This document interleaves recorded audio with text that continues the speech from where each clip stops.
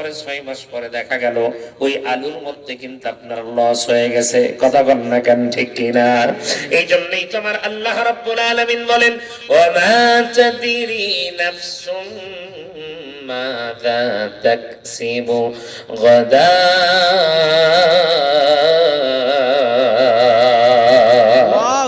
এটা আওয়াজ করে জোরে কি বলা যাবে? আল্লাহু আকবার।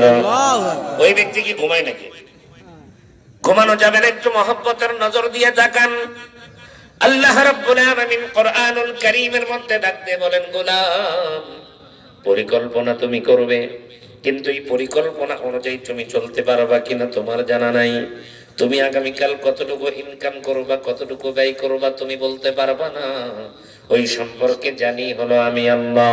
তার মানে বোঝা গেল প্রত্যেকটা ব্যবসার ভিতরেও কিন্তু কম বেশি লস আছে। একবার যদি আপনি লাভবান হন, আরেকবার হয়তো আপনার লস হবে। জমি আবাদ করেছেন, তার মধ্যেও মাঝে মাঝে লস হয়। বাজান যেই পরিমাণ খরচ হয়, যেই পরিমাণ হয়তো আমি শস্য পাইনি, যার কারণে আমার লস হয়ে গেল। কিন্তু আমার আল্লাহ রাব্বুল আলামিন বলেন, বান্দারে শুনে নাও, আমি আল্লাহ রাব্বুল আলামিন তোমাদেরকে 3টা ব্যবসার কথা বলে দিলাম, 3টা ব্যবসার কথা বলে দিলাম। আল্লাহ তাআলা অন্য একটা আয়াতের মধ্যে বলেন, ইয়া আইয়ুহাল্লাযীনা আমানু হাল আদুল্লুকুম আলা তিজারাতিন তুনজিকুম মিন আযাবিন আলীম।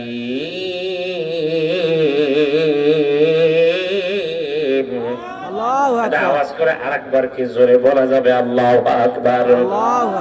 আমার আল্লাহ রাব্বুল আলামিন বলেন, আমি কি তোমাদের মাঝে এমন একটা ব্যবসার কথা বলবো না? তার মানে অবশ্যই আমি তোমাদেরকে বলবো, যেই ব্যবসা তোমরা জমিনের ভিতরে করলে তোমরা জাহান্নামের আগুন থেকে বাঁচতে পারবা। আমি কি সেই ব্যবসার কথা বলবো না? তার মানে মুসলমান, এই দুনিয়ার জমিনের ভিতরে আল্লাহ তাআলা আমাদেরকেও ব্যবসা করতে বলেছেন, কিন্তু কোন ব্যবসা করব, কেমন ব্যবসা করব? আল্লাহ ডাক দিয়ে কয়, বান্দা, এই দুনিয়ার জমিনের ভিতরে যদি তোমরা 3টা ব্যবসা করতে পারো, আমি আল্লাহ ওয়াদা দিলাম এই 3টা ব্যবসার ভিতরে তোমাদের কোনো লস নাই। একটু জোরে বলা যাবে আল্লাহু আকবার। 3টা ব্যবসার কথা আমার আল্লাহ কোরআনের মধ্যে বলে দিয়েছেন। 1 নাম্বার হলো, ইন্নাল্লাযীনা ইয়াতলুনা কিতাবাল্লাহ।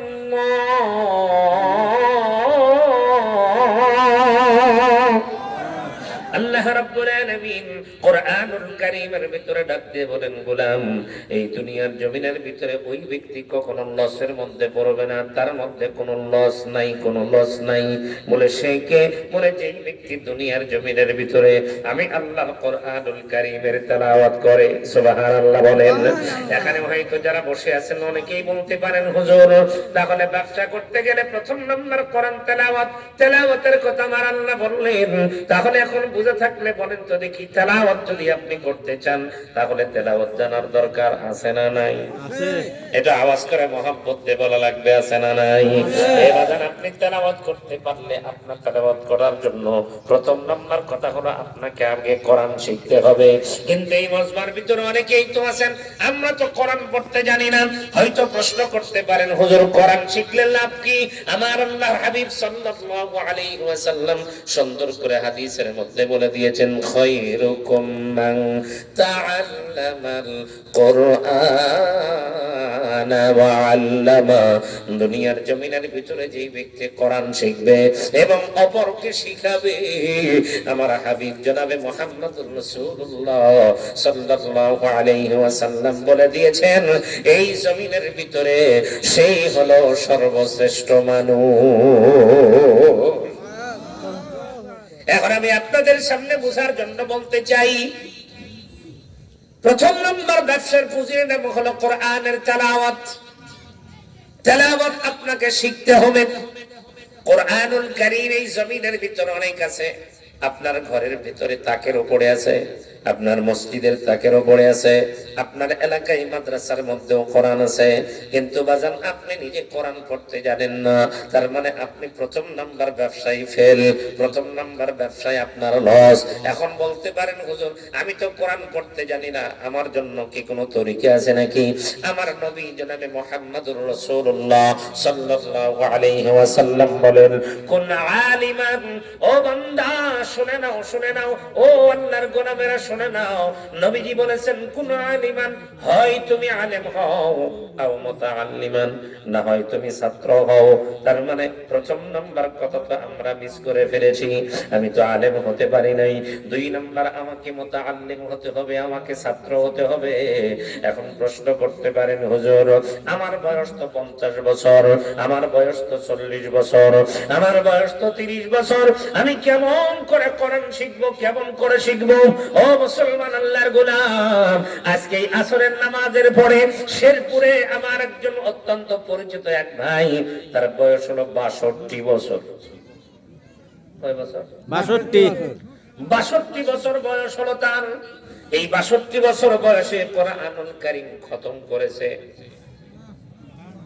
আজকে আসরের নামাজের পরে আমাদের সামনে বন্ধুরে আমার সূরা মুরসালাতের শেষ সূরাটা তেলাওয়াত আমাদেরকে শোনায়া নাজারার মধ্যে সুন্দর করে এক খতম নাজারা ওস্তাদের কাছে শোনাইছে। তার এই এক খতম ওস্তাদের কাছে শোনাইতে গিয়া তার সময় লেগেছে 6 বছর। সুবহানাল্লাহ। কয় বছর? 6 বছর। তাহলে একজন মানুষ, ওই মানুষটা সম্পর্কে আমি পরিচয় বলবো না, কারণ ওই মানুষটা ছোট্ট একজন মানুষ নয়, কোটি টাকার ব্যবসা করে।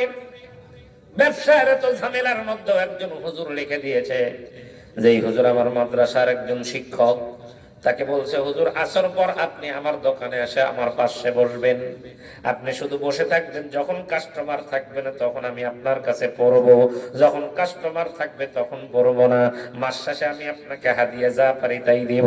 তার মানে আল্লাহর বান্দা কোরআনের কোরআন শিক্ষা করার জন্য ওই একজন শিক্ষক তার ওই দোকানের পাশে সবসময় একটা চেয়ারে বসায় রাখে। আসর পর আমার ওই হুজুর যায়, মাগরিবের আগ পর্যন্ত বসে থাকে, এমন করে তার কাছে কোরআন কায়দা থেকে শুরু করে কায়দা শেষ করেছে, এরপরে আমপারা শেষ করেছে, এরপরে এক পৃষ্ঠা, দুই পৃষ্ঠা, হাফ পৃষ্ঠা, এক লাইন, দুই লাইন করে, এক পৃষ্ঠা, হাফ পৃষ্ঠা করে করে করে করে আজকে পর্যন্ত সে কোরআন খতম করলো। আমি আপনাদেরকে বোঝানোর জন্য বলতে চাই, এটা কিন্তু বানানো কথা বলতেছি না, বাস্তব কথা, আজকের কথা আপনাদেরকে বলতেছি। 62 বছর বয়সের একজন মানুষ যদি চেষ্টা তদবির করে যদি আল্লাহর বান্দা কোরআন খতম তার ওস্তাদের কাছে যদি শোনাইতে পারে, আপনার এই জায়গার ভিতরে 25 বছরের যুবক আছেন, 30 বছরের যুবক আছেন, 40 বছরের মানুষ আছেন, 50 বছরের মানুষ আছেন। আপনি হয়তো বলবেন হুজুর আমি সময় পাই না, ওই লোকটাও তো সময় পায় না। আপনি মসজিদের ভিতরে, আপনার এলাকার ভিতরে ইমাম আছে, আপনি যান, আপনার ইমামের কাছে যান, ফজরের নামাজে যান, নামাজ পড়ার পরে ইমাম সাহেবের পাশে আপনি বসে যান, ইমাম সাহেবের কাছ থেকে আপনি শেখেন, খুব বেশি শেখার দরকার নাই, মনে মনে নিয়ত করেন 30 দিনে 30 হরফ শিখবো, 30 দিনে 30 হরফ। ফজরের নামাজ পড়ে গিয়ে বসলেন, একটা হরফ শিখলেন, নাম হলো আলিফ। আবার পরের দিন ফজরের নামাজে গেলেন, কারণ অন্য কোন নামাজে হয়তো আপনি সময় পান না, অথবা ইশারের নামাজে গেলেন, কারণ ফজরের নামাজের পরে সবচাইতে উত্তম টাইম, কারণ ইশারের নামাজে সারাদিন কাজকর্ম করার পরে আপনাকে হয়তো আর তেলাওয়াত করার বড় মন যাবে না।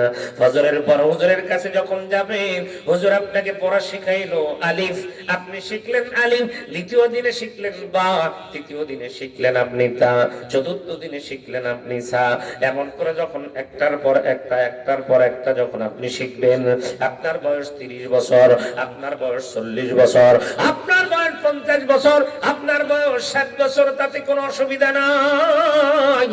কোরআন শিক্ষা করার সবক নেওয়ার কারণে আল্লাহ রাব্বুল আলামিন আপনার নামটা তলবে ইলমের খাতায় লিখে নিবে। সুবহানাল্লাহ। এটা আওয়াজ করে জোরে ভালো জোরে বলা যাবে না, সুবহানাল্লাহ, সুবহানাল্লাহ। কোন ইলম? তলবে ইলমের খাতায় যখন আপনার নাম উঠে যাবে তখন আপনার পরিচয় হবে আপনি একজন ছাত্র। তার মানে আপনি একজন কোরআনের ছাত্র। তার মানে বাজান একজন মানুষের বয়স 10 বছর হলে সেই শুধু কোরআনের ছাত্র হবে, 50 বছরের হবে না তা না। লক্ষ্য করে দেখেন হযরত সিদ্দিক আকবর রাদিয়াল্লাহু তাআলা আনহু তিনি যখন কোরআনের ছাত্র তার বয়স কিন্তু আপনার চাইতেও বেশি ছিল। হযরত ওমর রাদিয়াল্লাহু তাআলা আনহু তিনি যখন কোরআনের ছাত্র তার বয়সটা বড় বেশি ছিল। মুসলমান, আল্লাহর নবীর কাছে সবচাইতে বয়োজ্যেষ্ঠ সাহাবী যিনি নবীর কাছে কোরআন শিখেছেন যার নাম হলো হযরত সালমান ফারসি রাদিয়াল্লাহু তাআলা আনহু। আল্লাহু আকবার বলেন। আল্লাহ ও মুসলমান, আল্লাহর কোরআন বুঝানোর জন্য বলতে যাচ্ছিলাম। তার মানে হলো তারা নবীর কাছে কোরআন শিখেছে, তারা নবীর কাছে কোরআন পড়েছে। নবী কোরআন শিখেছে, জোরে বলেন কার কাছ থেকে? এটা আওয়াজ করে মহব্বত দিয়ে কে বলা যাবে কার কাছ থেকে?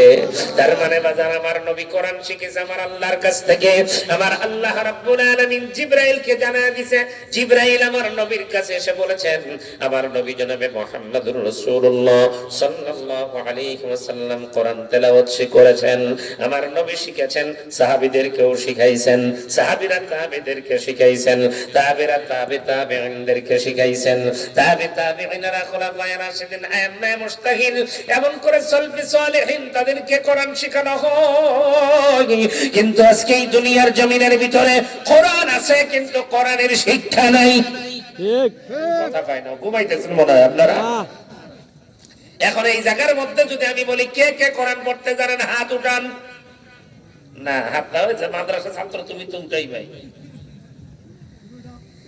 আমি বোঝার জন্য বলতে চাচ্ছিলাম, আপনাদেরকে যদি বলা হয় হাত উঠান তাহলে দেখা যাবে মুসলিমই কিছু মানুষ হাত উঠাইতে পারবেন, অধিকাংশ মানুষ হাত উঠাইতে পারবেন না। ও মুসলমান, আল্লাহর গোলাম, আপনার ভিতরে বুঝি একটা বারের জন্য আপনার অন্তরের ভিতরে আপনার ভিতরে বুঝি কষ্ট লাগে না? আপনি কোরআন পড়তে জানেন না, আপনার মধ্যে যে কষ্ট লাগার কথা। তার মানে বাজান আমাদের ভিতরে কোরআন যে আমরা শিখবো কেন? কারণ আমরা ইসলাম পাইছি, আমরা যে কোরআন পাইছি আমাদের কোনো মেহনত করা লাগে নাই, আমাদের কোনো কষ্ট করা লাগে নাই, আমাদের রক্ত দেওয়া লাগে নাই, কোরআনের জন্য জীবন দেওয়া লাগে নাই, কোরআনের জন্য বাড়ি ঘর ছাড়া লাগে নাই, কোরআন সুন্নাহর জন্য আত্মীয় স্বজন ছাড়া লাগে নাই। কথা কন না কেন, ঠিক কিনা? কারণ আমাদের জন্ম হয়েছে মুসলমানের ঘরে, আমার বাবা মুসলমান, আমার দাদা মুসলমান, আমার নানা মুসলমান। এই সূত্রে আমি নিজেকে মুসলমান বলে দাবি করি না। না না ও বন্ধু, ও আল্লাহর গোলামেরা শুনে নাও, শুধু মুসলমানের ঘরে জন্মগ্রহণ করলেই মুসলমান হওয়া যায় না। মুসলমান হইতে গেলে প্রকৃতপক্ষে মুসলমান হতে হয়। কথা কন না কেন, ঠিক কিনা? যেই ব্যক্তির ভিতরে কোরআনের শিক্ষা নাই, যেই ব্যক্তির ভিতরে রাসূলের সুন্নাহ নাই, ওই ব্যক্তি কেমন করে মুসলমান হয়? এই জন্যই তো আমি মাঝে মাঝে বলি আসসালামু আলাইকুম সাহেব দিতে লজ্জা লাগে। মুসলমানকে হিন্দু আপনি পরিচয় দিন আগে। মুসলমানদের লম্বা জামা, মুখে সুন্দর দাড়ি, এই কারণে তোমাদেরকে সালাম দিতে পারি।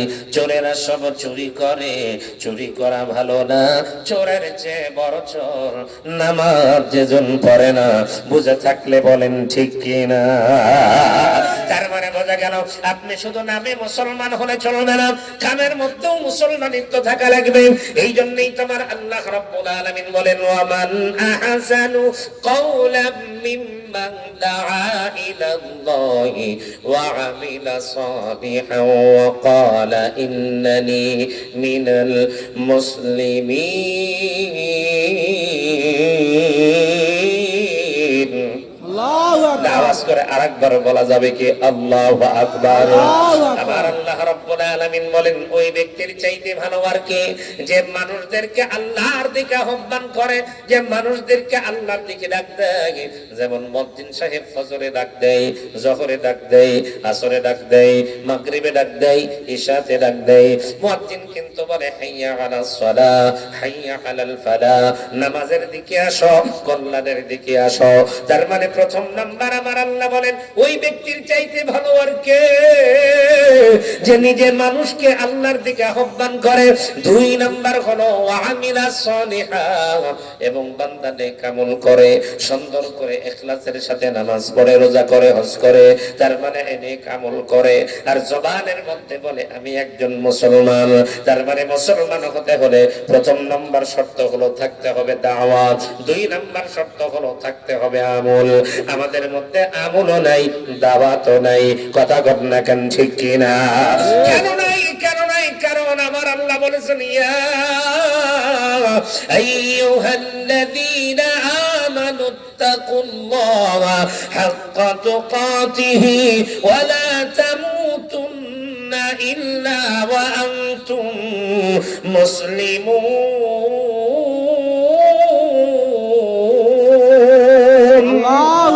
ও মুসলমান, আল্লাহর গোলাম, আমার আল্লাহ রাব্বুল আলামিন বলেন, ও দুনিয়ার মুমিনেরা, তোমরা শোনো শোনো শোনো, আমি আল্লাহর ভয় তোমার কলিজার মধ্যে ঢুকাও।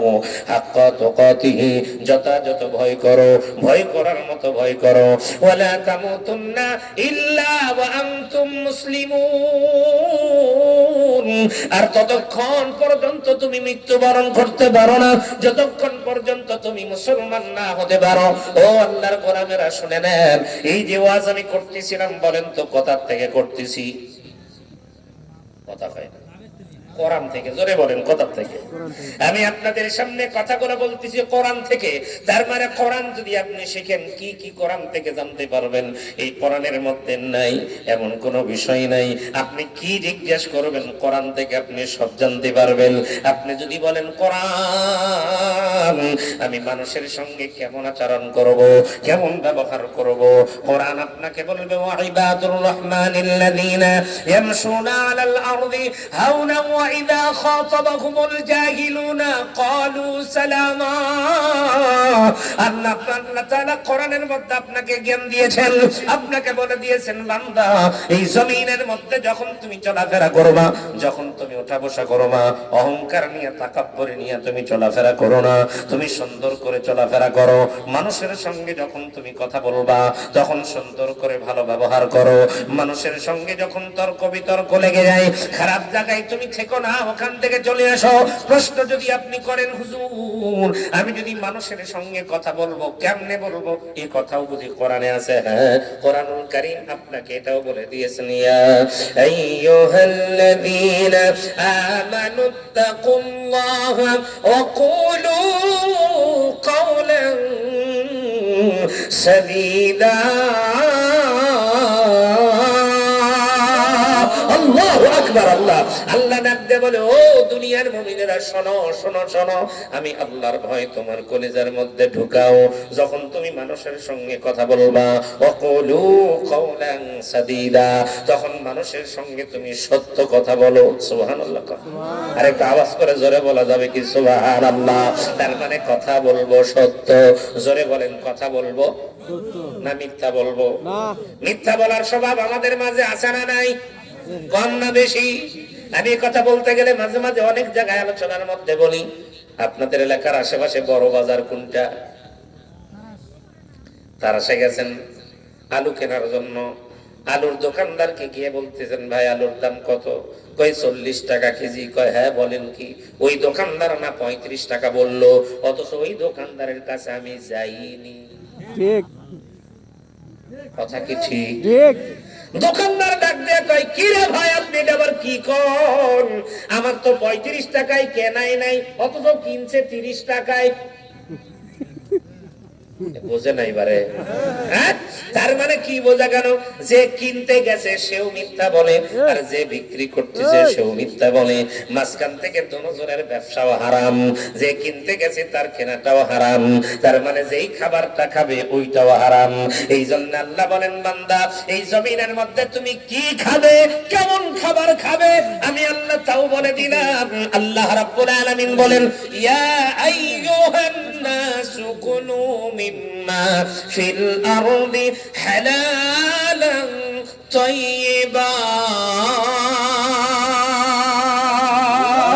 আল্লাহ রাব্বুল আলামিন কোরআনুল কারীমের মধ্যে ডাক দিয়ে বলেন, ও দুনিয়ার মানুষেরা তোমরা শোনো, তোমরা খাও, তোমরা খাও। আমি আল্লাহ রাব্বুল আলামিন তোমাদের জন্য যে রিজিকটা দিলাম এই রিজিকটা তোমরা খাও, কিন্তু পবিত্র করে খাও। তার মানে হালাল খাবার খাও, এটারে আবার পবিত্র করে খাও। একটু বুঝে থাকলে বলেন তো দেখি, গরুর গোশত খাওয়া আমাদের জন্য হালাল না হারাম? হালাল। ওই ভাই এখনো ঘুমায়। এটা আমার দিক তাকার লাগবে ভাই, আমার দিক না তাকায় কেউ শুনলে আমার কাছে ভালো লাগে না। কেন আপনি যখন আমার দিক তাকাবেন তখন আপনার চেহারা আমি দেখবো, দুজনের মধ্যে মহাব্বত তৈরি হবে। ঠিক। আর মহাব্বতের মানুষ যা কয় তাই ভালো লাগে। ঠিক। কি কথা কয়? ঠিক। মহাব্বতের মানুষের হাঁটা যদি একটু হেংটা ভেংটাও হয়, তাও কয়ে কি মডেল রে, কি কেন কেন ওই যে ভালো লাগে। যে ভালোবাসা থাকলে বেকা হাঁটাও মডেল হয়, আর ভালোবাসা না থাকলে সোজা হাঁটাও কয় দেখ কি চাইছ। কেন ওই যে দেখতে পারে না, যে মন খারাপ হইতেছে নাকি? মুসলমান বন্ধুরা আমার খেয়াল করেন, এই জন্য একটু মহাব্বতের নজর দিয়ে তাকান, কারণ আমার সময় বড় অল্প, খুব বেশিক্ষণ সময় নাই। এই জন্য বাজে গল্প এদিক সেদিক কথা বলে আমি সময় নষ্ট করতে চাই না, যার কারণে মূল একটা বক্তব্য আমি আপনাদের সামনে উপস্থাপন করতে চাই মুসলমান বন্ধুরা আমার। কারণ এই কুরমা মাদ্রাসায় ওয়াজ কিন্তু আমার জীবনে আমি কম করিনি, কতবার যে আসছি আমারই মনে নাই। কারণ আপনাদের এই এলাকায় যখন আমি আসছি তখন ছিলাম শিখনে, মুখে ঠিক মতো দাড়ি ছিল না, এখন যা দেখা যায় এও ছিল না। শিখনা ছিলাম, দাড়িও ছিল না, চুলগুলো তো বন্ধুরে আমার কাঁচা ছিল, এখন তো পাইকেও গেছে। তার মানে বোঝা গেছে বয়স কিন্তু একবারে কম হয় নাই। বহুদিন হলে আপনাদের এখানে আসি, তার মানে আপনাদের এখানে মার্কেট পাওয়ার জন্য আমার আর ওয়াজ করার দরকার নাই। আমি আপনাদেরকে একটু কোরআনের কিছু নিগুড় তত্ত্বমূলক কিছু কথা আপনাদেরকে একটু শোনায়া দিয়ে যাই। বাজান একটু বুঝে থাকলে বলেন, গরুর গোশত খাওয়া আমাদের জন্য হালাল না হারাম? হালাল। আওয়াজ করে জোরে বলেন, হালাল না হারাম? হালাল। মুরগির গোশত হালাল। খাসির গোশত হালাল। ভুট্টা হালাল। গম হালাল। চাল হালাল। চুরি করে খাওয়া হারাম। আরো জোরে, হারাম। সুদের টাকায় খাওয়া, হারাম। ঘুষের টাকায় খাওয়া, হারাম। এতিমের মাল মেরে খাওয়া হারাম। ওয়াজ তো সবই জানি। এখন আপনারা বুঝে থাকলে বলেন তো দেখি, আমাদের এই এলাকার ভিতরে চুরি আছে না নাই? আছে। আপনাদের চাইতে বড় চোর হলো নেতারা। কথা বল না কেন? ঠিক না? কারণ দুনিয়ার জমিনের মানুষগুলো তো গরু চুরি করে, খাসি চুরি করে, মুরগি চুরি করে, আর আমাদের দেশের নেতারা গরিবের রিলিফের মাল চুরি করে। কথা বল না কেন? ঠিক না? কারণ বিগত দিনগুলোতে আমরা তো দেখে আসছি, গরিবের চুরি করা, গরিবের রিলিফের মাল, গরিবের ওই চালের টাকাও তার লোভ সামলাবার পারে না, ওইটার মধ্যেও ভাগ বসায়। কথা কন না কেন? ঠিক কিনা? তার মানে আমি তো বলি মুসলমান, এই দুনিয়ার জমিনের ভিতরে সব চাইতে বড় চোর এলাকার মধ্যে যারা নেতারা গম চুরি করে, চাল চুরি করে। রাগ করবেন মনে হয়? রাগ করবেন নাকি? ভালো করে কর না কেন? রাস্তা কালবার চুরি করে না? করে না? 6 মাস না যাইতে রাস্তা শেষ, নষ্ট হয় কে? তার মানে কি, তোমার সিমেন্ট দেওয়ার যা কথা ছিল তুমি তা দাও না, যেই জায়গার ভিতরে তোমার পাথর দেওয়ার কথা ছিল ওই জায়গায় দাও ইট, আর যেখানে ইট দেওয়ার কথা ছিল সেখানে দেয় 6 নাম্বার ইট। ঠিক। পাইনি? আচ্ছা, ইট কোনদিন পানি হলে গলে যায় না, কিন্তু রাস্তার ইট গুলা। এখন আপনারা বুঝে থাকলে বলেন, এদেরকে কিন্তু আমরা কেউ কোনোদিন চোর বলি। কেউ যদি চুরি করে, চুরির অপরাধে কি করা লাগবে? হাত কাটা। কথা হয় না? হাত কাটা। কোন চোরের? মুরগি চুরি করার জন্য হাত কাটার অর্ডার নাই। ভালো করে বোঝেন আগে, ইসলাম বোঝা লাগবে। আমরা তো মনে করি খালি চুরি করলে হাত কাটবি না। ও মুসলমান, মুরগি যে চুরি করে ওর হাত কাটা হবে না। আবার তাহলে কাল থেকে মুরগি চুরি করা শুরু করে দিয়ে, আগে শোনেন, আগে মুরগি যারা চুরি করবে তার হাত কাটা হবে না, গরু চোরদের হাত কাটা হবে না, শীত চুরি করে শীত করিয়া গরু ঘরের ভেতর থেকে চুরি করছে তারা হাত কাটা হবে না। কেন? বলে হুজুর এর কি কারণে তাদের হাত কাটবেন না? হাত কাটার আগে আগে ইনকোয়ারি হবে, আগে তদন্ত হবে। লোকটা চুরি করছে কিসের কারণে করলো? স্বভাবের চোর না অভাবের চোর? চোর কয় প্রকার? আমার দিক তাকান, মহব্বত দেখুন, আর আওয়াজ করে কোন কয় প্রকার? 2 প্রকার। আমি আপনি কোন প্রকারের মধ্যে আছি একটু হিসাব মেলাই। কি মনে করছেন আমি এরকম জুব্বা কি সুন্দর পোশাক পরে আছি, হুজুর আমিও চোর হবার পারি না, আমার মধ্যেও ঝামেলা থাকতে পারে? ঠিক। কি কথা বল না কেন? এই জন্য বুঝানোর জন্য বলতেছিলাম চোর হলো 2 প্রকার। 1 নাম্বার চোর হলো অভাবের চোর, 2 নাম্বার চোর হলো স্বভাবের চোর। বলে হুজুর অভাবের চোর কেমন? অভাবের চোর হলো তারা যাদের ঘরের ভিতরে খাবার নাই, সন্তানকে খাবার দিতে পারতেছে না, কাজ করার মতো তেমন সামর্থ্য তার নাই, এই জন্য লোকটা চুরি করেছে। এই চোরের হাত কাটা হবে না, কারণ এই চোর তার অভাবের কারণে চুরি করেছে। সরকার যদি ইসলামী স্টেট হয়, সরকার যদি ইসলামী আইন কানুনের হয়, সরকার যদি মুসলমান হয়, তাহলে সে তদন্ত করবে, তদন্ত করে দেখবে যে আসলে সে কি চোর, অভাবের চোর না স্বভাবের চোর। যদি অভাবের চোর হয়, সরকারের পক্ষ থেকে তাকে প্রতি মাসে একটা ভাতা নির্ধারণ করবে, আর তাকে বলে দিবে খবরদার খবরদার, স্বাভাবিক অবস্থায় ফেরার আগ পর্যন্ত তুমি আর চুরি করতে পারবা না। এরপরে সরকার সহযোগিতা করার পরে যদি চুরি করে, আর ওই চুরি করে যদি ধরা পড়ে, তখন তার হাত কাটা হবে। তার মানে বোঝা গেল চুরি করলে হাত কাটা হবে না, হবে না। অভাবের চোরদের ছাড় দেওয়া আছে, কথা কোন ঠিক কিনা? কিন্তু এবার আসে যারা মিলবাল চুরি করে, কিসের চোর? কথা কয় না কেন? স্বভাবের চোর। স্বভাবের চোর কেমন জানেন? বিটির বাড়িতে বেড়াবার গেছে, কার বাড়ি? বিটির বাড়ি। বিটির বাড়ি বেড়াবার গেছে।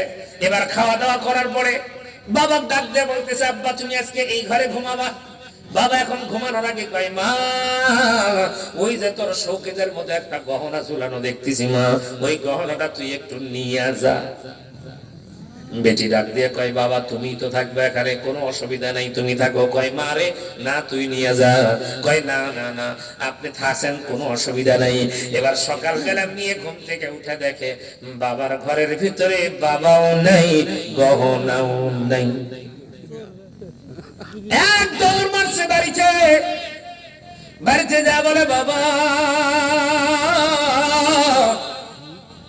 আপনি ছিলেন পাহারারত অবস্থায়, আপনি ওই ঘরের ভিতর থাকতে আপনার গহনা চলে গেল কই?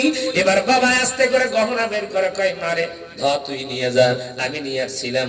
এখন মেয়ে ডাক দিয়ে কয়, আব্বা তোমার বুঝি শরম নাই, লজ্জা নাই? কয়, তোর শরম, ওটা হলো আমার অস্বভাব, কারণ ওটা দেখে আর মন ভাল লাগে নাই।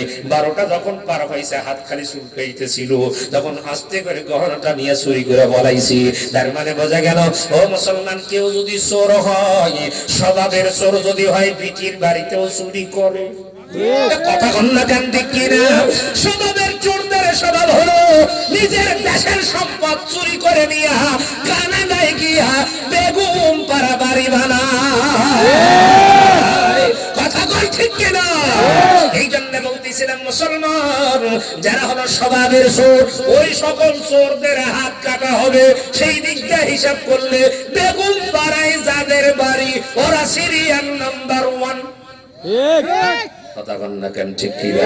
এই জন্য বলতেছিলাম, মুসলমান মন খারাপ করার কিছু নাই। বেগম পাড়া যারা বাড়ি করেছে, তারা দেশের সম্পদ লুট করেই করেছে। কথা কন্যা কেন ঠিক কিনা? এই জন্য আমার আল্লাহ রাব্বুল আলামিন বলেছেন, ইয়া আইয়ুহান নাস কুলু মিম্মা ফিল আরদি হালালান তাইয়্যিবা। এ দুনিয়ার মানুষেরা তোমরা খাও, আমি যে হালাল জিনিস দিলাম এটা পবিত্র করে খাও।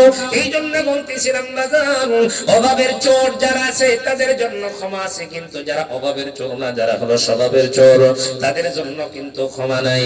হিসাব করে দেখলে দেখা যায়, বিগত দিনে যারা চুরি করছে, বড় বড় এমপি মন্ত্রী আমলারা যারা আছে, এরা হলো বড় চোর। আর হাত কাটার আইন যদি সংসদে পাস হয়, তাদের হাত আগে কাটা পড়বে। কথা কোন ঠিক কিনা? এই জন্য ওরা চায় এমন আইন যেন পাস না হয়। ঠিক না ঠিক জোরে বলে। এই জন্যই তো বলতেছিলাম মুসলমান, আমি মৌলবীর ওয়াজ দিয়ে চুরি বন্ধ হবে না, আমি মৌলবীর ওয়াজ দিয়ে ঘুষ বন্ধ হবে না, আমি মৌলবীর ওয়াজ দিয়ে বন্ধুরে আমার এই সমাজ থেকে সুদ বন্ধ করা যাবে না, যাবে না। বন্ধ যদি করতে হয় আসল জায়গায় আইন পাস করে বন্ধ করা লাগবে, ঠিক কি না?